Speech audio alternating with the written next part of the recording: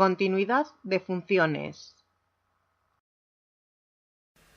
Como introducción, vamos a recordar que con las funciones lo que se pretende es estudiar y representar el cambio de una magnitud determinada, por ejemplo la temperatura, cuando varía a otra, por ejemplo el tiempo. En la mayor parte de los fenómenos y de las magnitudes que nos interesa medir, transcurre sin saltos. Por ejemplo, para una pequeña variación del tiempo, el espacio recorrido por un móvil varía poco, y cuanto más pequeña sea la variación del tiempo, tanto menor será la variación del espacio. Por esto las funciones que resultan más interesantes son las funciones continuas, que son aquellas que a pequeños cambios de la variable independiente corresponden pequeños cambios de la variable dependiente. De las propiedades de las funciones continuas resultan multitud de aplicaciones importantes en fenómenos físicos, biológicos, económicos, etc. En términos intuitivos, una función continua va a ser aquella cuya gráfica se puede trazar sin levantar el lápiz del papel. Vamos a comentar, sin demasiado rigor matemático, los principios básicos del armazón del cálculo infinitesimal. Entre ellos se encuentran el teorema de Bolzano y el teorema de Weierstrass, que tenéis en pantalla. Y como referencia desde un punto de vista muy intuitivo, no desde un punto de vista estrictamente matemático, que daremos más adelante en el propio desarrollo del tema, pues podemos decir que estos teoremas tan sencillamente expuestos eran precisamente los principios de todo este armazón del cálculo infinitesimal. El teorema de Bolzano nos viene a decir que si en el plano, como tenéis en la figura, dibujamos una recta y dos puntos P y Q, situados uno a cada lado de la recta, si queremos unir esos puntos por una curva, sin levantar el lápiz del papel, es decir, por una función continua, quiere decir, tendremos necesariamente que atravesar con el lápiz por lo menos una vez la recta, puede que quizás más, pero por lo menos una vez, como indicamos en pantalla, ha de pasar por la recta. El teorema de Weierstrass, en su versión intuitiva también, viene a establecer el principio de existencia del máximo, que viene a ser como que una carretera de montaña alcanza en alguno de sus puntos su cota más alta. Pues principios tan sencillos como estos, que los matemáticos utilizaron sin formular explícitamente hasta bien avanzado el siglo XIX, forman precisamente el armazón de ese instrumento de exploración tan poderoso que constituye el análisis o el cálculo infinitesimal. Trataremos de dar respuesta a la pregunta de qué es la continuidad de una función. En definitiva, podemos dar respuesta a la pregunta que nos hacíamos diciendo que la continuidad es una propiedad que expresa el comportamiento progresivo y sin saltos de casi todos los fenómenos de la naturaleza. Las funciones discontinuas son creadas en muchas ocasiones por el hombre. Ejemplos tenéis las funciones salarios-tiempo, precio del transporte, kilómetros, alumnos, cursos académicos, y en fin, otra serie de funciones que, como veis, dependen más bien esas discontinuidades de la relación con el hombre, de cómo han sido creadas, que de la propia función. Entre los autores que podemos destacar a lo largo de este capítulo se encuentran Bernard Bolzano, nacido en Praga en 1781, fallecido en 1848, fue un matemático que presentó rigurosamente la definición de función continua y la diferencia existente entre los conceptos de continuidad y diferenciabilidad. Esto quedó recogido en una memoria titulada Teoría de funciones. En 1817 enuncia el teorema que lleva su nombre y que desarrollaremos en el capítulo de continuidad. Sistematizó el concepto de función continua dándole carácter local e introdujo la continuidad lateral. Su obra no fue conocida hasta finales del siglo XIX. De ahí que muchos otros matemáticos utilizaran los resultados que él había investigado. El segundo autor de gran importancia a lo largo de este capítulo va a ser Weierstrass, nacido en Westfalia en 1815 y fallecido en 1897. Realizó estudios de jurisprudencia que abandonó en 1837 para dedicarse a la investigación en matemáticas. Fue maestro, es decir, que se dedicó a la docencia y a la vez desarrolló trabajos de investigación, pero al ser su trabajo de un nivel inferior a la investigación que realizaba, la verdad es que no tuvo demasiado contacto con otros colegas. Sus publicaciones le permiten incorporarse más adelante como profesor en la Universidad de Berlín, a partir de 1863, y ha sido el autor que fundamentó el análisis con gran rigor. Otros autores que culminan un siglo de investigación en torno a la idea de función y su aritmetización, iniciada ya por Bolzano, fueron Hein, nacido en 1821, fallecido en 1881, Cantor, nacido en 1845, fallecido en 1918, y Dedekind, nacido en 1831, fallecido en 1916. Destaca con luz propia el autor Julio Rey Pastor, nacido en 1888, fallecido en 1962, matemático nacido en Logroño, catedrático en Oviedo y más tarde en Madrid. En 1917 se dedicó a encauzar los estudios de matemáticas en Argentina, publicando en una obra titulada Análisis algebraico, un manual que ha sido utilizado en muchísimas universidades, tanto españolas como extranjeras. Su contribución al análisis se encuentra en el volumen Teoría de funciones.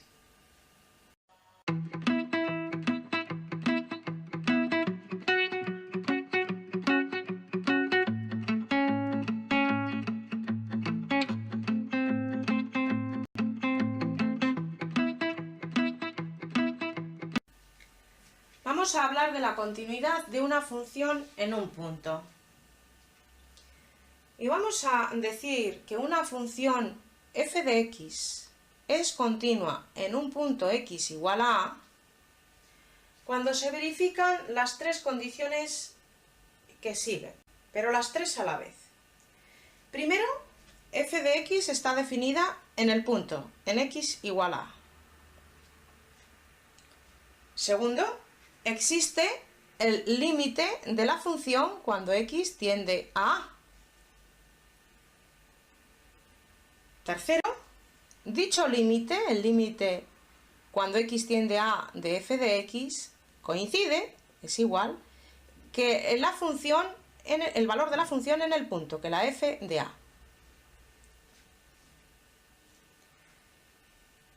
En el momento en que una de las tres condiciones no se verifique, la función dejará de ser continua en ese punto. Observad que en todo momento estamos relacionando el concepto de función continua con límites, existencia y en valor de coincidencia. Pero al hablar de límites, recordábamos que también estábamos en condiciones de calcular los límites laterales. Por lo tanto, podremos hablar, como vamos a hacer a continuación, de continuidad lateral de una función en un punto. Vamos a dar la definición de continuidad lateral a la derecha de un punto. Bien, pues vamos a decir que una función f de x es continua por la derecha en un punto A si el límite por la derecha en ese punto coincide con el valor que toma la función en el punto A. Es decir, que diremos que es continua a la derecha cuando se verifica esta condición que tenemos aquí. Límite cuando x tiende a a por la derecha de f de x es igual a f de a. Una definición análoga se va a realizar para la continuidad lateral a la izquierda. Es decir, una función f de x es continua por la izquierda en un punto A si el límite por la izquierda en él coincide con el valor que toma la función en ese punto. Decir eso es lo mismo que escribir esto tan escueto. Límite cuando x tiende a a por la izquierda de f de x es igual a f en a.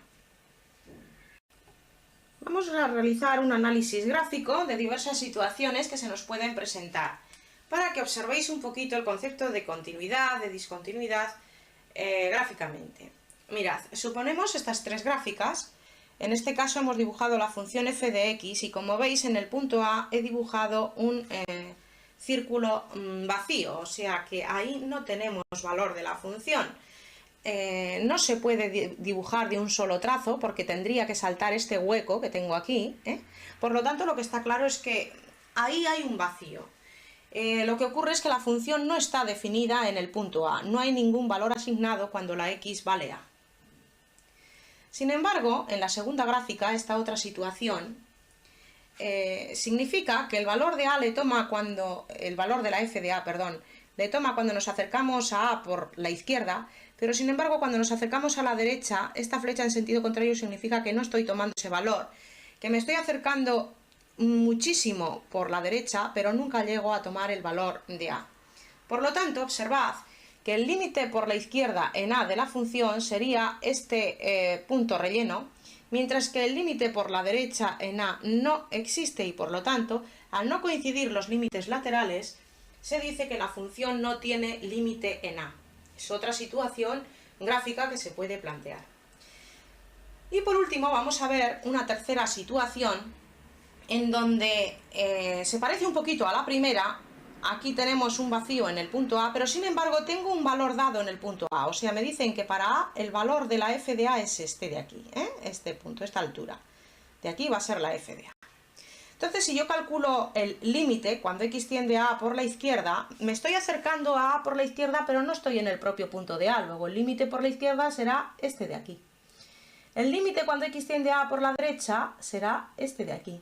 Coinciden prácticamente, pero sin embargo no coinciden con el valor de la función en el punto, puesto que este valor de aquí es la f de a y estos son los valores de los límites. Ese es el típico caso en donde el límite no coincide con f de a. Ahí veis, por tanto, las tres condiciones que exigíamos para que la función fuese continua. En este caso no lo sería, puesto que la primera condición no se da, la función no está definida en x igual a. En este otro no existe el límite de la función, la segunda condición es la que no se cumple. Y en este tercer caso lo que no se cumple es que el límite coincida con el valor de la función en ese punto. Vamos a ver este ejemplo. Se trata de estudiar la continuidad de la función f de x igual x cuadrado menos 1 partido por x menos 1. Lo primero que se ha de hacer es buscar los posibles puntos de discontinuidad. En nuestro caso, se trata de una función racional donde aparece un cociente de dos polinomios. Esta función va a dejar de estar definida o deja de ser continua cuando el denominador sea 0, es decir, que el punto de discontinuidad se va a calcular haciendo que este denominador x menos 1 sea igual a 0. Es decir, el punto de discontinuidad va a ser x igual a 1. Vamos a ver entonces los pasos que hemos dado, los tres pasos que hemos dado, que eran las condiciones que debía de verificar una función para que fuese continua en un punto. En primer lugar, ¿está definida la función en el punto, la f en el 1? Pues veamos. La función f de x es x cuadrado menos 1 partido por x menos 1, como nos dice el enunciado. Aunque esto se puede expresar también, el numerador es una diferencia de cuadrados, se puede expresar como suma por diferencia, es decir, x más 1 por x menos 1 dividido entre x menos 1. Podéis simplificar el x menos 1, con lo cual os queda que la f de x es como si nos dieran solamente x más 1. Y el valor de la f en 1 va a ser f en 1 igual a 2. Vamos a calcular el límite cuando x tiende a 1 de la función de x cuadrado menos 1 partido por x menos 1. Análogamente a como hemos hecho antes, en otras ocasiones será límite cuando x tiende a 1, se factoriza este numerador como suma por diferencia, x más 1 por x menos 1 partido por x menos 1, y será igual, se simplifica, como decíamos, se divide entre x menos el punto, o sea, entre x menos 1 arriba y abajo, y nos queda simplemente el límite cuando x tiende a 1 de x más 1, que es igual a 2. Entonces, el valor de la función en el punto coincide con el valor del límite, por lo tanto, se puede decir que la función, dada esta, es continua en x igual 1. Vamos a dar otra versión de continuidad de una función en un punto que es la que más habitualmente solemos encontrar en los libros de texto, puesto que es la que presenta mayor rigor de expresión matemática. Es como mucho más elegante la manera de exponerlo, aunque la noción intuitiva está bastante bien expresada. Tanto decir que una función continua es aquella que se puede dibujar sin levantar el lápiz del papel, como las tres condiciones que os he comentado anteriormente. Pero veamos esta nueva definición de continuidad que dice lo siguiente. Dice que una función f de x es continua en x igual a a cuando para todo epsilon mayor que 0 existe un delta mayor que 0, tal que en todo entorno de la forma valor absoluto de x menos a menor que delta, se verifica que el valor absoluto de f de x menos f de a es menor que epsilon. Repito, para todo epsilon mayor que 0 existe delta mayor que 0, tal que en todo entorno de la forma x menos a en valor absoluto menor que delta, se verifica que el valor absoluto de f de x menos f de a es menor que epsilon. Dar esa expresión es lo mismo que decir que el límite de esta función cuando la x tiende a a es igual a la f de a. Era la definición que se daba para el concepto de límite. Y vamos a tratar de entender gráficamente lo que eso significa. Significa lo siguiente, que si tenemos un punto A y nos movemos hasta a menos delta o a más delta, es decir, en un entorno de radio delta donde las x menos la a sean menor que delta, si nos movemos aquí, que en el dibujo está un poquito exagerado, pero este delta es mayor que 0, pero va a tender a 0, o sea que estaremos en puntos infinitamente próximos al a, no nos moveremos tan ampliamente. Insisto en que el dibujo se ha hecho un poquito más grande para que tengamos opción a comprender lo que ocurre en situaciones y medidas más pequeñas. Bien, pues entonces en la función que tenéis f de x en la gráfica, observad que el valor que toma en a la función es este de aquí, f de a. Sin embargo, cuando estamos en a menos delta, el valor que toma la función está un poquito más abajo. Cuando estamos en a más delta, el valor que toma la función está un poquito más arriba. Y esa expresión de ahí significa que si nos movemos en esta franja de valores alrededor del punto A, los valores que obtenemos también nos vamos a mover alrededor de la f de a, en torno a ella. Desde luego, si el delta es muy pequeño, esto de aquí también será muy pequeño, si la función es continua. Eso es lo que significa. Es decir, que a pequeñas variaciones que haya alrededor de la variable x, de la variable independiente, lo que vamos a obtener son pequeñas variaciones alrededor de la f de a, de la variable dependiente, de la f de x.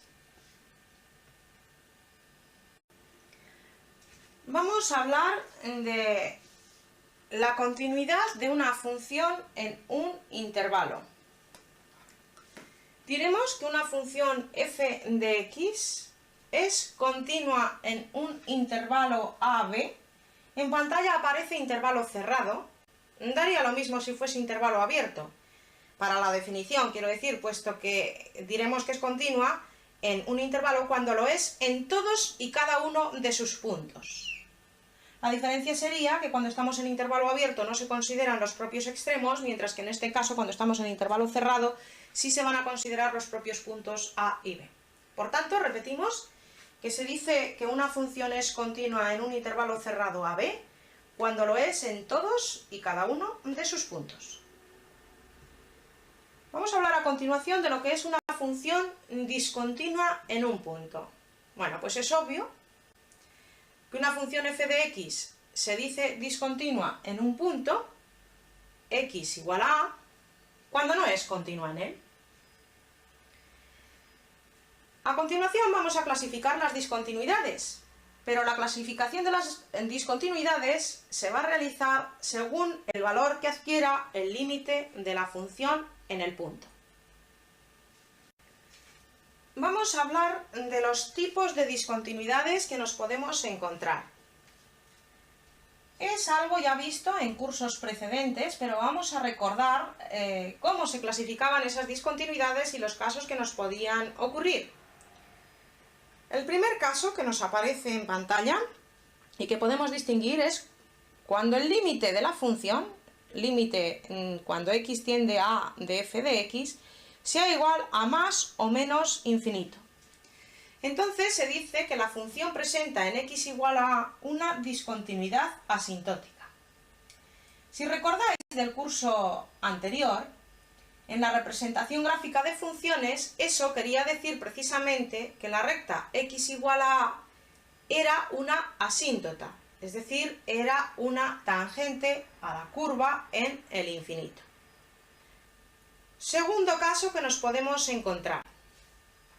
El segundo caso es que el límite cuando x tiende a a de la función de f de x sea una constante, k.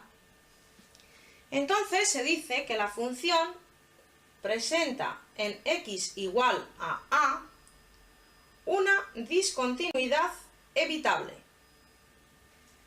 Se evita haciendo que f de x sea la expresión que nos den si x distinto de a y haciendo que valga k, o sea el límite, si x igual a a. El tercer caso que nos puede ocurrir es que el límite cuando x tiende a a por la derecha de f de x sea distinto del límite cuando x tiende a a por la izquierda de f de x. Es decir, que los límites laterales sean diferentes. Entonces se va a decir que la función presenta en x igual a a una discontinuidad de primera especie. Y se va a llamar salto de la función a la diferencia que existe entre esos límites laterales. La cuarta que nos puede ocurrir, la cuarta y la última, es que no existan el límite lateral por la derecha y o, es decir, puede que uno de ellos o puede que los dos, el límite lateral por la izquierda. En ese caso, cuando uno de los dos no existe o los dos, no existirá el límite de la función en el punto. Y se dice que la función presenta en x igual a una discontinuidad de segunda especie. Ahora vemos unas gráficas en donde vamos a analizar cada una de las discontinuidades que hemos establecido anteriormente. Observáis los ejes cartesianos, esta gráfica y esta de aquí. En esta recta, si observáis el límite lateral por la izquierda, cuando x tiende a a, supongamos que a es este valor, la función es más infinito. Cuando x tiende a a por la derecha, la función es menos infinito. Luego se presenta una discontinuidad asintótica. Esta recta precisamente sería la asíntota de la gráfica. En el segundo caso, disponemos de los ejes cartesianos, trazamos esta función en donde hay un vacío, como hemos dicho anteriormente. El valor que toma la función en el punto A es k, puesto que el valor que toma la función no está definido, hemos dicho, sino que los límites, quiero decir, el límite cuando x tiende a a por la izquierda es k, y el límite cuando la x tiende a a por la derecha también es k. Es decir, los límites laterales coinciden, nos dan una constante, luego el límite de la función es esa constante, pero sin embargo el valor de la f de a no está definido. Por lo tanto, se trataría de una discontinuidad evitable. ¿Y cómo se evitaría? Pues como hemos dicho en la pantalla precedente, se evitaría rellenando este hueco, es decir, haciendo que cuando la x es igual a a, la función valga esta k, trazando y rellenando ese hueco, simplemente. En la tercera gráfica observamos lo siguiente. En el punto A, ¿qué ocurre? sabéis y estáis acostumbrados a que esta flecha hacia adentro significa que ese propio punto no se toma, ¿eh? Por lo tanto, si calculáis el límite cuando x tiende a A por la derecha vale 0, cuando x tiende a A por la izquierda ya sí que tiene el valor f de A. Por lo tanto, los límites laterales no coinciden, hay un salto, como veis, ¿eh? Y se trata de una discontinuidad de primera especie, puesto que el valor de la f de A sí que existe. O sea, la f en A tiene este valor, puesto que está relleno. Límite lateral por la izquierda, 0. Límite lateral por la derecha, el mismo valor que la f de A. Se trata de una discontinuidad de primera especie, o también se pudiera decir que es una función continua a la derecha, puesto que sí que toma el valor f de A, coincide con el límite lateral a la derecha. Básicamente, en gráfica, esas son las características de las discontinuidades que hemos estudiado. A continuación, vamos a ver unos ejercicios prácticos para que tengáis vosotros la suficiente soltura a la hora de realizar estudios de continuidad de funciones. Vamos a ver este ejemplo, en donde nos piden estudiar la continuidad de la función que aparece en pantalla. Una función f de x que está definida como la expresión x² menos 1 partido x menos 1 si x distinto de 1. Y que vale 3 si x es igual a 1. Quiero hacer una mención especial a esta expresión. Esta expresión es lo mismo que decir que la f en el 1, si x vale 1, es igual a 3. Quiere decir eso. Bien, pues entonces sabemos, vamos a repasar las tres condiciones que decíamos, puesto que es más fácil esa definición de continuidad en los ejercicios prácticos. Veamos si está definida la f en el 1. Hemos dicho que sí, que la f en el 1 vale 3, puesto que nos dan esta expresión. Luego, la primera condición, sí que está definida la función en el punto 1. La segunda, ¿existe el límite? Pues veamos.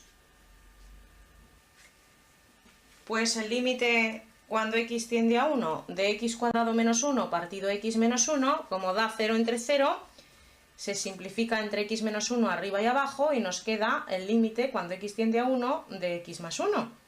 Y ese límite vale 2, es decir, una constante. Por lo tanto, se trata de una discontinuidad evitable, puesto que el valor del límite no coincide con el valor de la función en el punto. Entonces vamos a ver cómo se evitaría la discontinuidad. Pues la función va a valer la expresión que teníamos, es decir, x² menos 1 partido x menos 1, si x distinto de 1, o sea, eso no varía. Y después sería continua si en vez de valer 3 valiese lo que da el límite, 2, cuando la x es igual a 1. Esta es la manera de evitarlo. La variación en el valor de x igual a 1, que valga, repito, 2 en vez de 3, como decía el enunciado. Vamos a analizar otro ejemplo, que va a ser estudiar la continuidad de esta función que nos la dan definida a trozos. La función f de x que valga 2 si x es menor que 1. 1 si x igual a 1, que es lo mismo que decir que la f en el 1 vale 1. Y x más 2 si x mayor que 1. En primer lugar, vamos a ver un poquito el aspecto que tiene su representación gráfica. Sería esta que veis en pantalla. Vale 2 hasta el 1, en el 1 vale 1 y un poquito más allá del 1 vale la recta x más 2. Simplemente por su aspecto gráfico ya podríamos caracterizar la discontinuidad, pero vamos a seguir los pasos que hemos comentado. El punto de discontinuidad, cuando nos dan la función así partida en trozos, va a ser precisamente en donde nos dividen, que si para los menores que 1, que si en 1, que si para los mayores que 1. Luego el posible punto de discontinuidad va a ser precisamente el x igual a 1. El siguiente paso que vamos a ver son las tres condiciones que hemos venido analizando a lo largo de estos ejercicios y de este capítulo. Miremos si está definida la función en el 1. La f en el 1 vale 1, nos lo da el propio enunciado, luego sí que está definida la función en el punto. A la hora de calcular el límite de la función en el punto, como nos dan partida la función, que si para los valores más pequeños que 1, que si para los mayores que 1, lo que debemos hacer es calcular los límites laterales. Límite cuando x tiende a 1 por la izquierda, de la función f de x, estamos con valores un poquito más pequeños que el 1, es decir, 0,9, 0,99. Estamos en este caso y nos toca la función 2. Por lo tanto, tendré que calcular el límite cuando x tiende a 1 de 2, y ese límite vale 2. Sin embargo, el límite cuando x tiende a 1 por la derecha de la función va a ser límite cuando x tiende a 1 por la derecha son valores un poquito superiores al 1, muy poco, pero un poquito mayores, como el 1,00001. Entonces nos tocará calcular el límite de esta otra función, de x más 2. Cuando la x tiende a 1, 1 más 2, 3. Los límites laterales dan distintos, por lo tanto, no coinciden. Se dice que la función f de x presenta en x igual a 1 una discontinuidad de primera especie. El salto va a ser la diferencia que existe entre los límites laterales, es decir, el salto va a ser 3 menos 2, 1. Vamos a comenzar con las propiedades de las funciones continuas y realizaremos sus respectivas demostraciones. Son importantes desde el punto de vista también de ejercicios, aparte de tener muchísimo interés como pregunta teórica. La primera de ellas nos dice lo siguiente: la suma, diferencia y producto de funciones continuas es una función continua. El cociente de funciones continuas también es una función continua, salvo en los puntos donde se anule la función denominador. Por ejemplo, la función x cuadrado partido por x menos 3 es un cociente de funciones continuas, puesto que x al cuadrado es una parábola, es función continua. X menos 3 es una función lineal, una recta, que también es continua. Pero el cociente deja de existir cuando el denominador es igual a 0, es decir, en x igual a 3.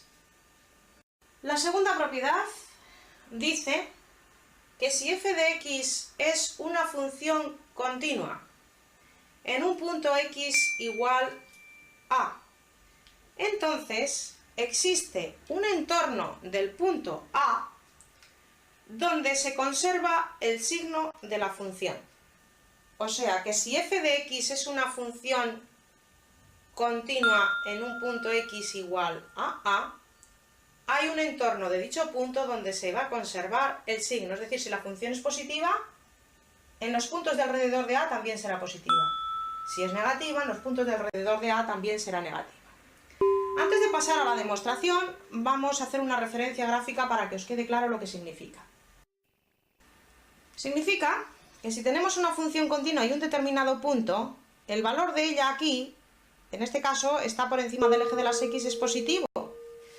Pues si nos movemos en un entorno, es decir, en valores muy próximos a él, los valores que toma la función también son positivos. Eso es lo que significa. Lo mismo ocurriría si estuviésemos por debajo del eje de las x, es decir, con valores negativos. Vamos a realizar ahora la demostración analítica. Vamos a suponer, por continuar con la referencia gráfica que os hemos comentado, que el valor de la función en un punto sea un valor L mayor que 0. Según la definición, el que f de x sea continua en el punto x igual a A significa que para todo epsilon mayor que 0 existía un delta mayor que 0, tal que valor absoluto de x menos a menor que delta, o sea, siempre que estamos en ese entorno alrededor del punto A, se verifica que f de x menos f de a es menor que epsilon. O bien, en vez de escribir este valor absoluto, se puede quitar el valor absoluto, f de x menos f de a, lo he escrito ya sin valor absoluto, y se escribe menor que epsilon y mayor que menos epsilon. Si pasáis la f de a en esta desigualdad al otro lado y en esta de aquí a este otro lado, os quedará f de a menos epsilon menor que f de x, menor a su vez que f de a más epsilon. Entonces, si observáis en esta parte de la desigualdad, como la f de a vale L, si tomamos epsilon igual a L, resultará L menos L menor que f de x. Y L menos L es 0, es decir, 0 menor que f de x. Por lo tanto, de considerar que el valor de la f de a es un número mayor que 0, positivo, llegamos a que la f de x también es mayor que 0 cuando estamos en un entorno muy pequeño alrededor del punto A. La demostración es análoga y la podéis hacer vosotros en el caso en que se considere la f de a un número L pero negativo. Tenéis que obtener que en un entorno el valor de la f de x sea también negativo. La demostración es similar, siguiendo los mismos pasos. Vamos a analizar la tercera propiedad que nos dice lo siguiente. Si f de x es continua en un punto x igual a, entonces en un entorno de ese punto la función está acotada. Vamos a hacer una referencia gráfica y a continuación pasaremos a desarrollar esta demostración analítica. Repetimos lo que queremos demostrar, que si f de x es continua en un punto A, entonces en un entorno de ese punto f de x está acotada. Aquí tenemos una gráfica en donde la función en A es continua y en un entorno de A toma una serie de valores muy determinados alrededor de la f de A. Luego, efectivamente, nunca se dispara hacia el infinito, estará acotada. Vamos a comenzar la demostración. Y que f de x es continua en x igual a a, por definición significaba que para todo epsilon mayor que 0, existe un delta mayor que 0, tal que en todo entorno de esta forma, en donde x menos a sea menor que delta, se verifica que el valor absoluto de f de x menos f de a es menor que epsilon. Y si recordáis, en la demostración de la propiedad anterior, esto se podía desdoblar, en vez de considerar el valor absoluto, no considerarlo, y luego pasar la f de a la izquierda, la desigualdad de la izquierda, y la f de a la desigualdad de la derecha, en donde esta expresión queda, por lo tanto, exactamente igual que si escribimos esta otra, que f de a menos epsilon es menor que f de x menor que f de a más epsilon. Si tomamos aquí en esta desigualdad epsilon igual a 1, nos resulta f de a menos 1 menor que f de x menor que f de a más 1. Este f de a es un número real, menos 1 pues será una constante m pequeña. La f de x lo mantengo, f de a número real más 1, pues será una constante que la voy a llamar m grande. Con lo cual, la f de x está comprendida entre m pequeña y m grande, significa que está acotada, puesto que hemos encontrado una acotación superior y otra inferior para un entorno del punto A.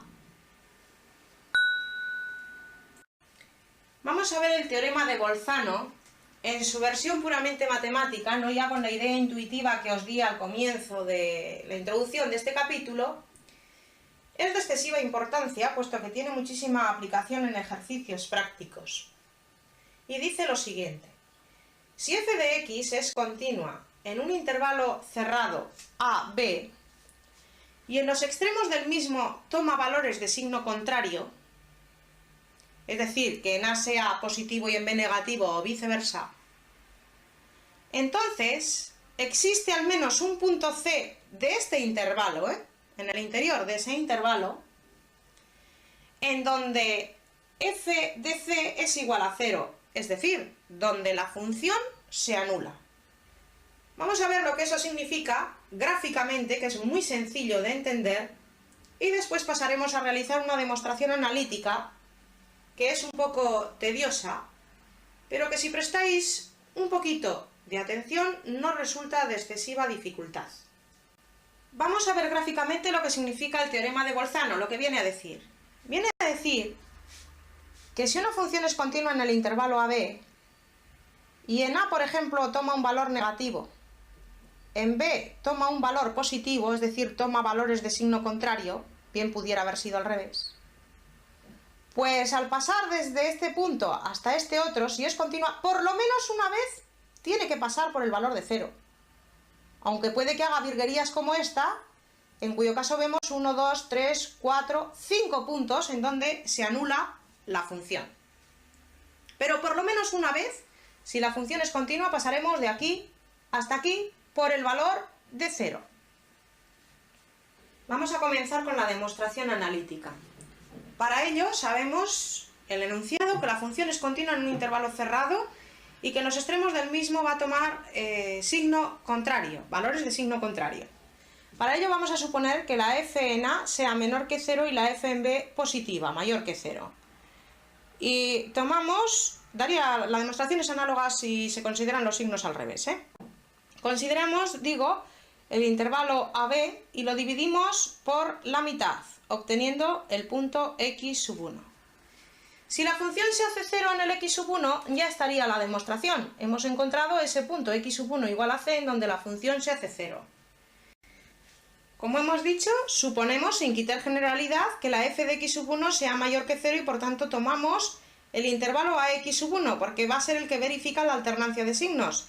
Es decir, que aquí en el punto A sea negativo y en el punto x sub 1 sea positivo. Este nuevo intervalo se divide de nuevo en dos mitades. Vais a permitir, de nuevo, vemos el intervalo, hemos escogido el a x sub 1 y lo dividimos en dos mitades obteniendo el punto x sub 2. Y bien escogemos esta mitad o esta otra. Si la función se anula en x sub 2, ya estaría encontrado el punto en el cual se anula. Pero si no, vamos a escoger o bien esta mitad o bien esta otra. Siempre escogeremos la mitad que nos provoque alternancia de signos. Como la f en x sub 1 la hemos supuesto negativa, si la f de x sub 2 la f de x sub 1 la hemos supuesto positiva, como la f de x sub 2 la suponemos negativa, escogemos esta mitad. Luego se vuelve a dividir entre 2, luego entre 2 y así sucesivamente. Llega un momento en que los extremos se encuentran tan excesivamente juntos que nos van a acabar definiendo un número real. A continuación, vemos en esta pantalla los intervalos que vamos escogiendo. El intervalo a x sub 1 se divide de nuevo en dos partes y se obtiene el punto x sub 2. Y entre estos dos intervalos, el a x sub 2 y el x sub 2 x sub 1, se escoge el que tenga alternancia de signos en los extremos. Hemos quedado en que vamos a escoger el x sub 2 x sub 1, que está resaltado en negrita. Luego pasamos de tener el intervalo AB, hemos pasado a tener el intervalo a x sub 1, que está contenido en el AB. De él pasamos al x sub 2 x sub 1, que está contenido en el anterior. Y así sucesivamente vamos obteniendo la sucesión esa de intervalos encajados unos en otros, en donde, como veis, y de nuevo pasamos a observar la pantalla de división de los intervalos, como veis cada vez se hacen más pequeños. El intervalo AB contiene al intervalo a x sub 1, este contiene al x2 x sub 1, este contiene al x3 x sub 1, este contiene al x4 x sub 1 y así sucesivamente se van haciendo tan pequeños que nos va a determinar un punto C en donde vamos a ver que necesariamente la función se tiene que anular en ese punto. Aquí damos referencia a lo que os acabo de comentar, que se sigue el proceso indefinidamente, se obtiene una sucesión de intervalos encajados unos en otro, cuyas longitudes van a tender a 0, y al repetir ese proceso indefinidamente, esa sucesión de intervalos encajados determinan un punto C. Ahora lo que vamos a demostrar es que necesariamente la función tiene que ser 0 en ese punto. Vamos a demostrar a continuación la necesidad de que la f en el punto C sea igual a 0. Pero lo vamos a demostrar por reducción al absurdo, es decir, suponemos que la f en C sea distinto de 0 y veremos que llegamos entonces a una contradicción. Según la propiedad segunda, existirá un entorno del punto C donde la función conserva el signo, es decir, si es distinta de 0 es que será o positiva o negativa. Y hemos visto que en un entorno de ese punto, si la función era continua, pues que se conservaba el signo. Pero ese entorno, si de nuevo volvemos a la pantalla en donde representábamos los intervalos, en este entorno del punto C, estará contenido en alguno de estos intervalos que hemos dicho. Inclusive coincidirá con alguno de ellos. Y estos intervalos han sido escogidos por la alternancia de signo en los extremos del intervalo, no porque se conserva el signo precisamente. Luego de ahí observamos la contradicción que podéis copiar ahora en ese razonamiento que está expresamente detallado en pantalla.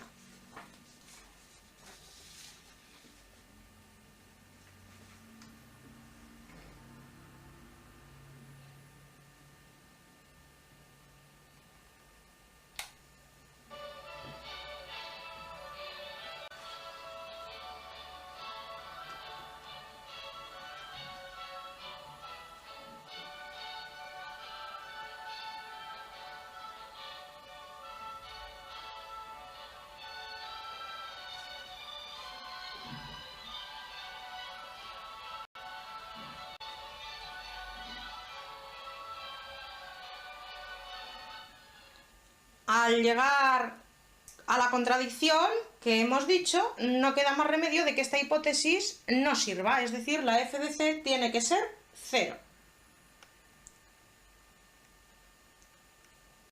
Una aplicación práctica directa del teorema de Bolzano es el siguiente ejemplo. Nos pueden decir, demostrar que la ecuación que tenéis en pantalla, x cubo más x cuadrado menos 7x más 1 igual 0, tiene una solución en el intervalo cerrado 0, 1. O también otra forma de preguntarlo sería, ¿posee la ecuación f de x igual a x cubo más x cuadrado menos 7x más 1 alguna raíz en el intervalo 0, 1? Repito, ¿posee la función f de x igual la expresión de pantalla x cubo más x cuadrado menos 7x más 1 alguna raíz en el intervalo 0, 1? Pues lo que hemos de analizar es la continuidad de dicha función. Se considera la función mencionada, f de x igual a esta expresión algebraica, polinomio de grado 3, que es una función continua por ser polinómica en toda la recta real. Y en particular lo va a ser en el intervalo cerrado 0, 1. Se calcula el valor de la función en los extremos del intervalo. La f en el 0, no hacemos más que sustituir 0 al cubo más 0 al cuadrado menos 7 por 0 más 1. Y ese valor nos da 1 que es positivo, mayor que 0. Y también se calcula el valor de la función en el 1. Sustituyendo la x por 1, 1 al cubo más 1 al cuadrado menos 7 por 1 más 1, y ese valor da menos 4, que da negativo. Entonces disponemos de una función continua y que en el 0 toma valor positivo y en el 1, el otro extremo del intervalo, toma valor negativo.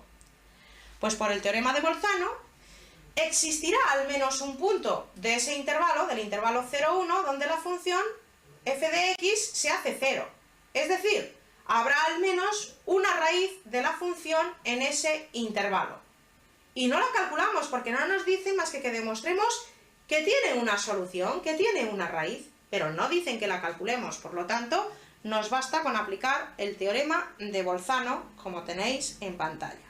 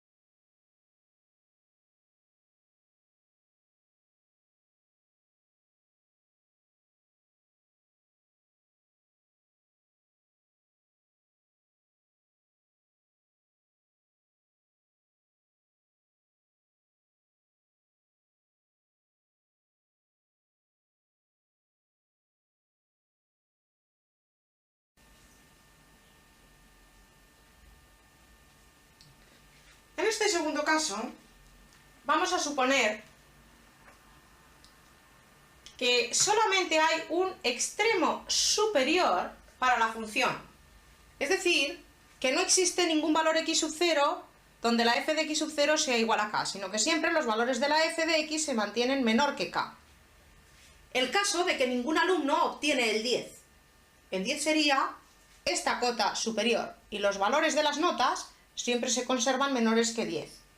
Es el caso hipotético que hemos puesto de que la mayor nota que ha sacado un alumno sea un 9. Bien, pues entonces k menos f de x siempre será mayor que 0. Y el inverso de esta expresión, 1 entre k menos f de x, va a ser una función continua, puesto que se trata del cociente de dos funciones continuas. El 1 es continua, y esto es continuo por ser la diferencia de una constante menos una función continua. Y además, este denominador nunca se hace 0. Por lo tanto, se trata de que 1 entre k menos f de x es una función continua, por ser cociente de funciones continuas en un intervalo cerrado, y el denominador nunca se hace 0. Por la propiedad tercera, esta expresión, esta función, al ser continua en un intervalo cerrado, está acotada, es decir, 1 entre k menos f de x se conserva siempre menor que una cierta constante m. Vamos a operar esta desigualdad, con lo cual esta expresión que está dividiendo pasa al otro lado multiplicando, y nos queda 1 menor que k por m menos m por f de x. Pasáis la m por la f de x a la izquierda y el 1 a la derecha, y resulta m por f de x con signo positivo, puesto que pasa al otro lado, menor que k por m, y el 1 que pasa a este otro lado pasará con signo menos 1. Dividimos entre m en toda la desigualdad y queda entonces f de x menor que k, al dividir entre m, menos 1 entre m.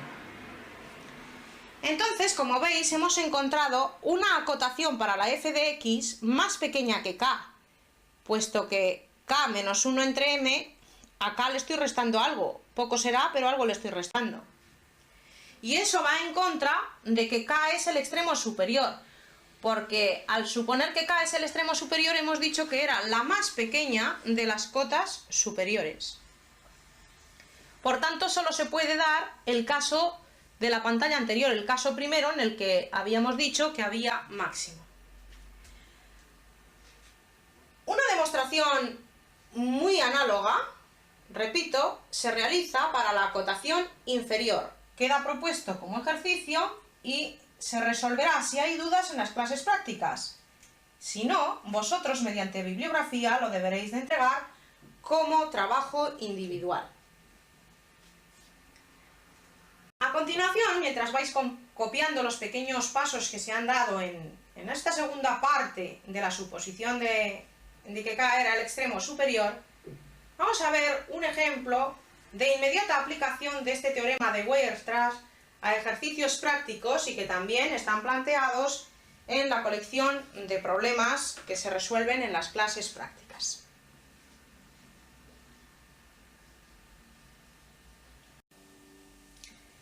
Vamos a analizar este ejercicio que dice lo siguiente. Consideramos la función f de x igual 1 partido por x menos 1. Y nos preguntan, ¿está acotada en el intervalo 1, 2? Cerrado el intervalo, como veis. Bien, pues en principio esta función, que es un cociente por sí sola de funciones continuas, puesto que el 1 es constante, es continua, x menos 1 es una recta, es una función continua, el cociente de funciones continuas deja de ser continua en x igual a 1, donde se anula la función denominador. Si estudiáis el límite cuando x tiende a 1 de 1 entre x menos 1, da infinito, y por tanto se observa que la función presenta una discontinuidad asintótica, es decir, que si tuvieseis el gusto de representar esa función en x igual a 1, tendríamos una asíntota vertical. función no es continua en un punto del intervalo, porque el 1 pertenece a ese intervalo. Por lo tanto, no se puede asegurar, según el teorema de Weierstrass, que f de x esté acotada, puesto que la función no es continua en el intervalo considerado. Y como veis, está resaltado eso de que no se puede asegurar, porque a continuación os voy a detallar un caso, aunque no lo voy a enumerar aquí como ejercicio, pero sí voy a hacer el comentario, en donde la función no es continua en un intervalo, pero sin embargo sí que está acotada. Luego, no os comprometáis excesivamente, simplemente no se puede asegurar en virtud del teorema de Weierstrass. Quizás sí, quizás no. Haciendo mención a lo que os acabo de comentar, recordamos que la función parte entera de x era esta gráfica. Si tenemos el gusto de estudiar esta función en el intervalo 1, 3, está claro que los valores que nos interesan van a ser los siguientes. Los valores resaltados en rojo son los que nos importan, entre el 1 y el 3. Desde luego se observa que la función deja de ser continua en el 2, ya se estudió en su momento, puesto que los límites laterales no coinciden, hay una discontinuidad de primera especie, pero sin embargo la función veis palpablemente que está acotada, sus valores están comprendidos entre 1 y 2. Luego, no es que sea contradicción con el teorema de Weierstrass, sino simplemente que el teorema de Weierstrass nos afirma que en el caso de que la función sea continua está acotada. En el caso de que no lo sea, puede que sí, puede que no. Por eso os he comentado que no os comprometáis excesivamente, que digáis que no se puede asegurar la acotación de la función en el ejemplo anterior, puesto que aquí tenéis un caso en donde la función no es continua en un intervalo cerrado, pero sin embargo sí que está acotada.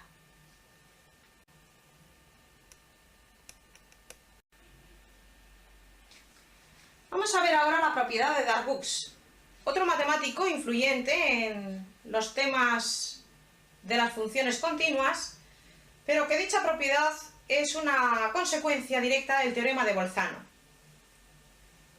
Esta propiedad tiene el siguiente enunciado. Dice que si f de x es continua en un intervalo cerrado AB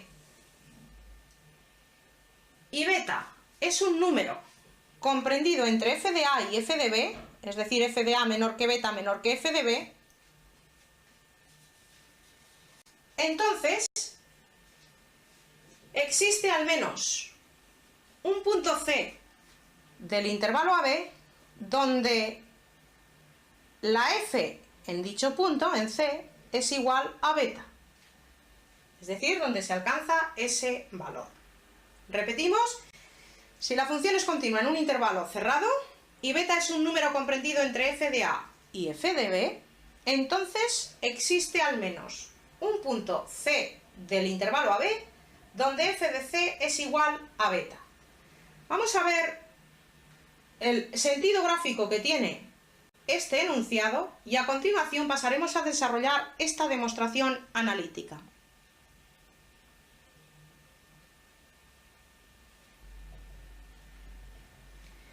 La situación gráfica es una función definida en el intervalo AB.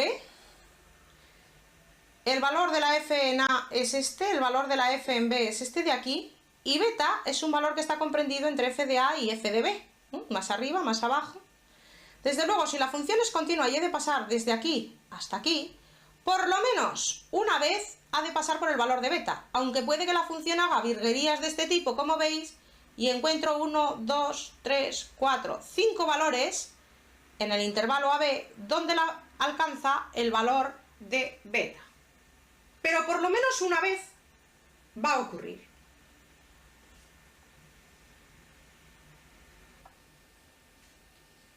Vamos a realizar la demostración analítica y para ello vamos a considerar una función f grande de x que va a ser igual a la f pequeña de x menos beta. Esta f grande de x, f pequeña es continua, beta es un número real, una constante, luego es continua. Es diferencia de funciones continuas, por lo tanto la f grande de x es una función continua en el intervalo AB por ser diferencia de funciones continuas. Vamos a calcular el valor de la f grande en los extremos, en A y en B. La f grande en A será sustituir la x por A, f pequeña en A menos beta, f pequeña en A menos beta. Pero beta es mayor que f de A, luego esta diferencia va a ser negativa siempre, menor que 0. Sin embargo, la f grande en B va a ser la f pequeña en B menos beta. Pero como f de B es mayor que beta, pues esta diferencia siempre va a resultar positiva. Y por lo tanto dispongo de la función f grande que es continua en el intervalo AB. Y en los extremos del mismo toma valores de signo contrario. La f grande en A es menor que 0, la f grande en B es mayor que 0. Luego, en virtud del teorema de Bolzano, va a existir al menos un punto C del intervalo AB en donde la f grande en C sea 0. Pero la f grande en C será la f pequeña en C menos beta, igual a 0.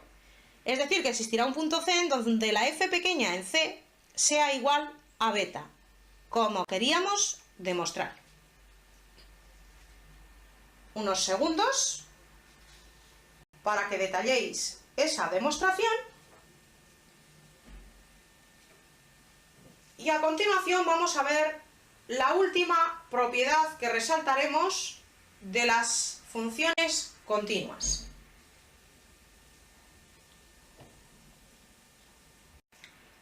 Aquí tenemos la última propiedad que vamos a analizar y que dice que la imagen de un intervalo cerrado por una función continua es un intervalo cerrado. Repetimos, la imagen de un intervalo cerrado por una función continua es un intervalo cerrado. La demostración es bastante obvia, puesto que es una aplicación directa de estas propiedades que hemos visto anteriormente y un compendio de todas ellas.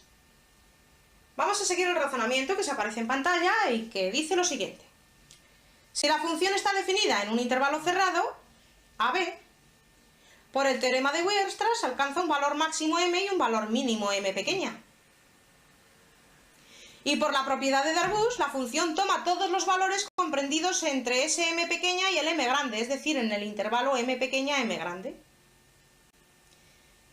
En definitiva, se puede concluir todo eso diciendo esta única línea, que si f de x es continua en cualquier x del intervalo AB, entonces la f de x toma los valores entre m pequeña y m grande. Nada más que utilizando el teorema de Weierstrass, que garantiza la existencia del máximo y del mínimo, y la propiedad de Darboux, que habla de que la función tomará todos los valores comprendidos entre esos dos, el m pequeña y el m grande. Veamos el siguiente ejemplo. Estudiar la continuidad de la función f de x igual x cuadrado menos 1 partido por x menos 1. El punto de discontinuidad será aquellos valores de x donde nos provoque o bien una indeterminación o un valor infinito de la función. En esta ocasión, si el denominador es 0, ocurre cuando x menos 1 es igual a 0, es decir, en x igual a 1, y ese será el punto posible de discontinuidad. En primer lugar, transformamos la función f de x y vemos que es igual a x cuadrado menos 1 partido por x menos 1, pero se puede escribir en el numerador suma por diferencia, es decir, x más 1 por x menos 1 partido por x menos 1. Simplificando oportunamente vemos que nos queda igual a x más 1. Por lo tanto, la f en el 1 es igual a 2. Estudiaremos a continuación el límite cuando x tiende a 1 de esa función de x cuadrado menos 1 partido por x menos 1. Y eso es igual al límite cuando x tiende a 1 de la suma x más 1 por la diferencia x menos 1 dividido entre x menos 1. Simplificando oportunamente, concluimos que es el límite cuando x tiende a 1 de x más 1. Y eso es igual a 2. Como el límite coincide con f de 1, la función se puede decir que es continua en el punto x igual 1. Vamos a realizar otro ejemplo de continuidad. En este caso estudiaremos la continuidad de la función f de x igual x cuadrado menos 1 partido por x menos 1 si x distinto de 1 y 3 si x es igual a 1. Esta última es tanto como decir que la f en el 1 vale 3. Por lo tanto, está definida la función en el punto 1 y vale 3. Ese punto 1 es el posible punto de discontinuidad. Estudiaremos a continuación el límite cuando x tiende a 1 de x cuadrado menos 1 partido por x menos 1, y eso será igual al límite cuando x tiende a 1 de la suma x más 1 por la diferencia x menos 1 partido por x menos 1. Eso es igual al límite cuando x tiende a 1 de x más 1 realizando la simplificación oportuna, y eso es igual a 1 más 1, que es 2. Como el límite nos da una constante, se la cataloga como discontinuidad evitable. Se evitaría dicha discontinuidad si valiese la misma expresión anterior, es decir, x cuadrado menos 1 partido x menos 1, si x distinto de 1, pero si valiese 2, es decir, el resultado que nos ha dado el límite, cuando la x es igual a 1. Veremos unas direcciones útiles en la red.